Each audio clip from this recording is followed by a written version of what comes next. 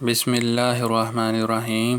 السلام علیکم ناظرین، اگر ابھی تک ہمارا چینل سبسکرائب نہیں کیا تو فوری سبسکرائب کر لیں تاکہ آنے والی مزید اچھی ویڈیوز آپ تک بآسانی پہنچ سکیں۔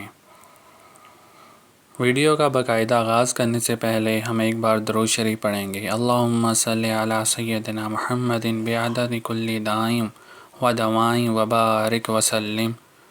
حضرت عائشہ صدیقہ رضی اللہ تعالیٰ عنہ سے روایت ہے کہ نبی کریم صلی اللہ علیہ وآلہ وسلم جس وقت رات کو بیدار ہوتے اور نماز شروع فرماتے تو نماز سے پہلے یہ دعا پڑھتے: اللہم رب جبرائیل و میکائیل و اسرافیل فاطر السماوات والارض عالم الغیب والشہادۃ انت تحکم بین عبادک فیما کانوا فیہ یختلفون اہدینی لما اختلف فیہ من الحق بإذنک انک تہدی من تشاء الی صراط مستقیم۔ یعنی اے اللہ، جبرائیل اور میکائیل اور اسرافیل کے رب، پیدا کرنے والے آسمانوں اور زمین کے، جاننے والے غیب اور حاضر کے، آپ فیصلہ کریں گے اپنے بندوں کے درمیان میں جن باتوں میں وہ اختلاف کر رہے ہیں۔